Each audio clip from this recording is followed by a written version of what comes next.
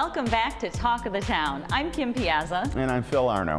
And we're excited to welcome a distinguished panel of guests. We have Chief David Zak from the Cheektowaga Police Department. Welcome. Thank you. We have Reverend Darius Pridgeon, and I think we all know that name. And Paul Cambria, a very well-known and well-respected defense attorney. Thank you, gentlemen, for being here with us. This is going to be quite an episode. We're going to talk today about something that's been in the news a lot lately. I don't consider it to be a new topic because it's been going on for decades and decades, but race relations and the way police handle crime and the perception that there may be some kind of bias in the way they handle crime. We've had incidents in the past, now specifically Ferguson, which started this latest round of protests. Then there was the incident in New York City with the officers and the man who died as a result of perhaps the chokehold being, I think it was stress on his heart, I'm not sure exactly, I don't think he suffocated. But in any event, there were protests, there were repercussions, a couple of police officers were killed in New York. It doesn't seem to me, in listening to all that's going on, that it's all that different than it was when I covered the Rodney King trials in the 1990s, early 1990s. This is a story that's been going on for a long time. Is there anything different? Well, I mean, I've been in law enforcement now for 28 years. When I joined the profession, I mean, certainly there was mistrust of the police in the minority community 28 years ago. That still exists to this day.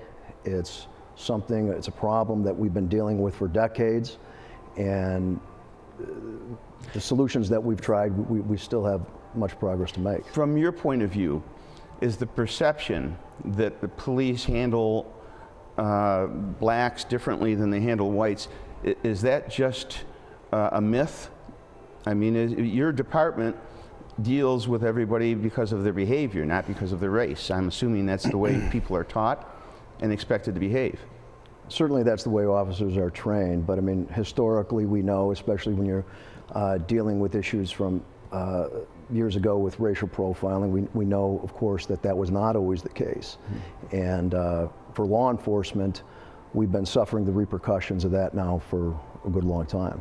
Reverend, is the perception blown out of proportion, or is it something that's really valid, that there is a discrimination that goes on? Well, I think it's very difficult to paint it with a broad brush, because I think you have different degrees of the perception, and you know, like everything, some of the perception I'm sure is spot on, and then others possibly is not. I think what's so important is for both sides to hear the perception and at least try to get an understanding of the perception. Chief Zak, who I have publicly said in the past has done a stellar job in working with race relations in Cheektowaga as far as it deals with the police. I can remember years ago really going after Cheektowaga when it came to racial profiling. But many of the people who were in charge at Cheektowaga at the time didn't listen. Later, they started to hear and then talk and discuss and work toward that, what was then a negative perception. So I think it's hard to say, is it accurate? And everybody who has perceptions is going to say, of course it's accurate. Well, let's talk about the perception that started this whole thing in the Ferguson incident. As Michael Brown was shot, he didn't have a weapon. But in that particular case, and we've talked about this before the break, police officers are trained to react to the situation and to be in control. Because if they're not in control, they never know what they're dealing with, and their lives and the lives of other people could be in danger. As I understand it, from everything that I've read, the incident began when the young man reached into the car and basically clocked the police officer. The police officer, confronted with that, would draw his weapon. And then, you know, the struggle for the weapon, a shot goes off in the car, and the young man starts to run away. police officer can't be expected to just stay in the car and not do anything. He's now got somebody who's been aggressive, and if you attack a police officer, nobody's safe, because obviously you're pretty extreme if you're going to attack somebody with a weapon, a law enforcement official. So the police officer gets out of the car, tells the guy to stop, and from the accounts, and I think this is why the grand jury came back the way they did, the accounts were that the young man stopped, turned towards the officer, and then in a fit of rage or whatever started coming towards the officer. Now, an individual that size who's already demonstrated that he would aggressively reach for a weapon, the officer needs to defend himself. Now, whether or not he was justified in shooting and fatally wounding, I'm not sure if there's an in-between. Look, and I would probably defer to somebody like Paul Cambria on all of the specifics, but I don't think that the concern of some is about the specifics of that case. I wasn't there. That's what they're hanging their hat on, though, isn't it? But Well, I don't know really. that that's I don't exactly think. what they're hanging their hat on. I really wanted to spend some time looking into all of these things we're talking about today. And one of the things that I read that I think encouraged and incited so much anger, the memorial went up for this young man, and we all have a right to put up a memorial for someone who died, whether you think it was justified or unjustified, the shooting of this young man. But I read that one of the officers allowed his police dog to urinate on the memorial.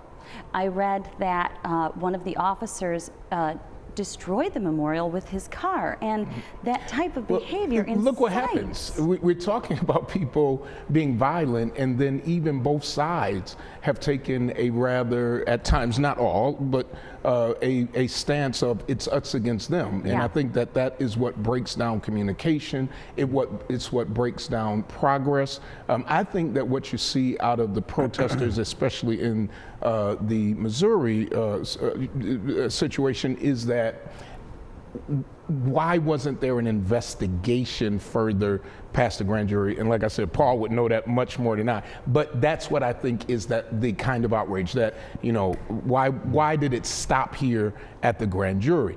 But without that communication and just the rhetoric going back and forth, I don't see that as being productive in this.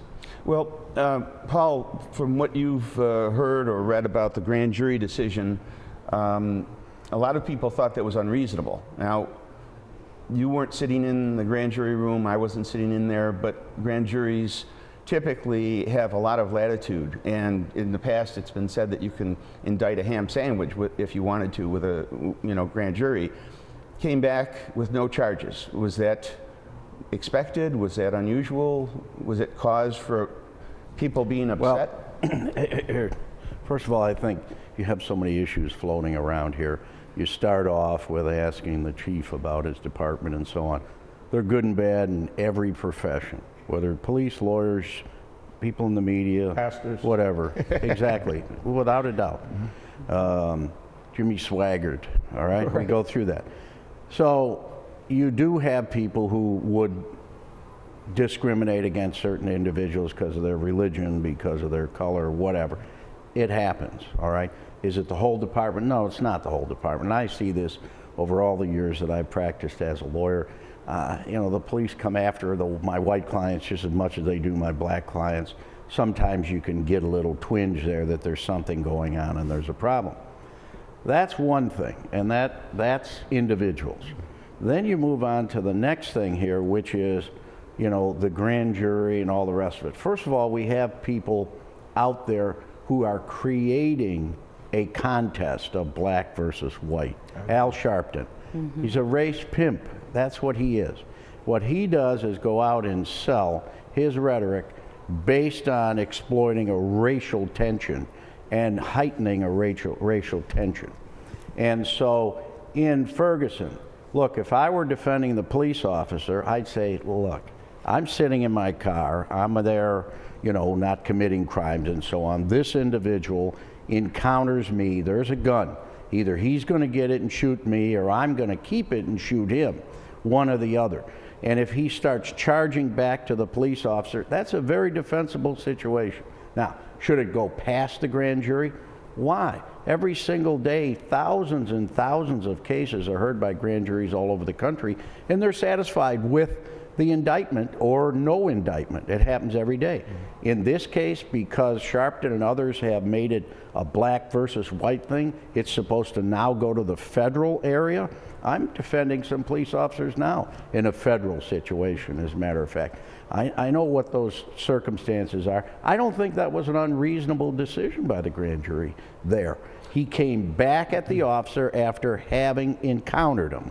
You're gonna get shot. That's how it goes. Now, we're going to get into the politics of race in the next segment, but Chief, if this, I'm going to put you on the spot, if this was one of your officers, if that incident had happened in Cheektowaga, what would you have done as the head of the department? How would you have handled the situation with the officer and with the relations and the protests? I mean, how do you address that?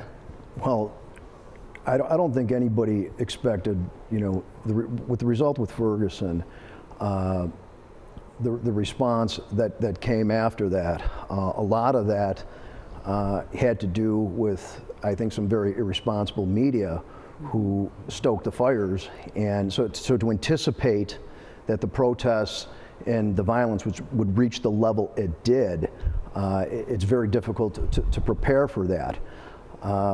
What I would have done differently, it's very difficult to say because I wasn't there and wasn't experiencing at the time. But what has certainly come out of it, and what we've learned in it, and I recently attended a debriefing in Chicago with major chiefs across the country, and we debriefed on Ferguson. And one of the things that definitely did come out of that is we have to do a little bit better job in ensuring that the public feels that there is transparency going in with the investigation as it moves forward. And perhaps in Ferguson, that didn't, the confidence wasn't there in the community. So I think we have to be careful if a similar incident were to take place here locally, that we have to make sure that the public and the community understands that the investigation is being handled properly and show transparency. Image is very important, the way things are portrayed. We have to wrap up on this segment. When we come back, we're going to talk about the politics, we're going to talk about the history of relations like this, and maybe some solutions. We'll be right back after this.